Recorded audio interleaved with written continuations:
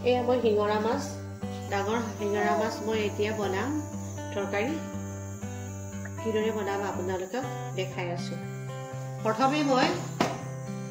এয়া পিয়াজ আৰু নহৰু আৰু জলকীয়া মই এইখিনি মিক্সিত মাৰি লম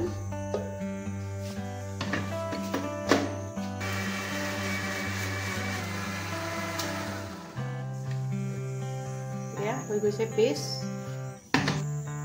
হালধি আৰু নিমখ দি ভালকে মাছখিনি সানি ৰাখিছিলো এতিয়া মই এইখিনি অলপমান দি দিম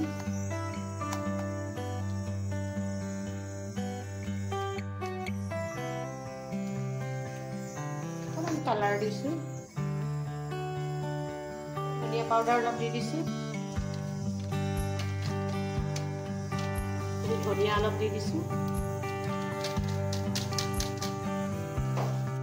নিমখ দি দিছো এতিয়া মই এইখিনি ভালকৈ সানিছো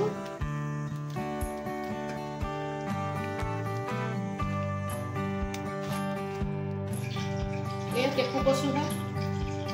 কেঁকু কচু দি মই এতিয়া শিঙৰা মাছ বনাম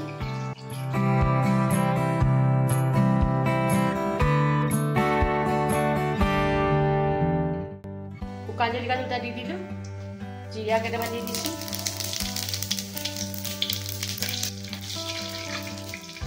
এয়া পেষ্ট কৰা পিয়াজ আৰু নহৰু আৰু জলকীয়া ভাজি দিব লাগিব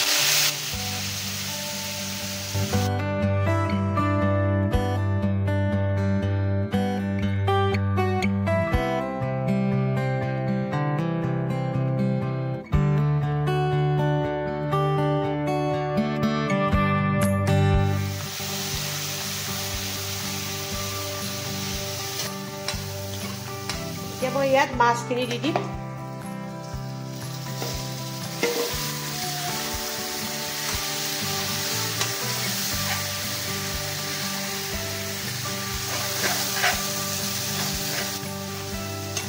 ভজা ভজা হ'লে তেতিয়া মই ইয়াত পানী ঢালিম এই তৰকাৰীটোৰ আচল বেছি টেষ্টফুল হ'ব এই বস্তুখিনি দিয়া এইখিনি হৈছে তেতেলী পানী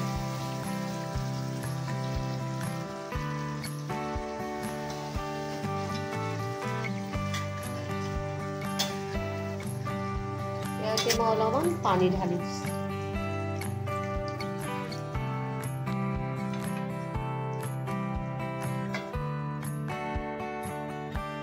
এইদৰে মই এতিয়া কচুখিনি এতিয়া গুচাই ললো গুচাই লৈ মই ইয়াত মাছত দি দিম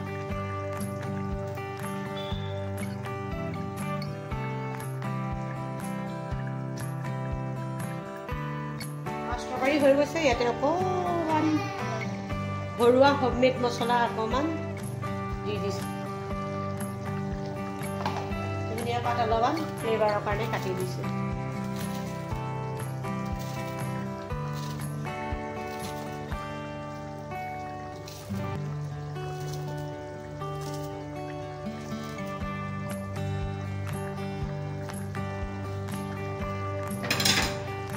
এয়া হৈ গৈছে শিঙৰা মাছৰ তেঁতুলী তৰকাৰী কচুৰ লগত এয়া শিঙৰা মাছৰ লগত কচু আৰু তেঁতুলী বনাইছো এই সুন্দৰকৈ হৈ গ'ল আপোনালোকেও বনাই খাব পাৰিব আজিলৈ আহোঁ পুনৰ আকৌ আপোনালোকৰ মাজত নতুন ৰেচিপি লৈ আহিম ধন্যবাদ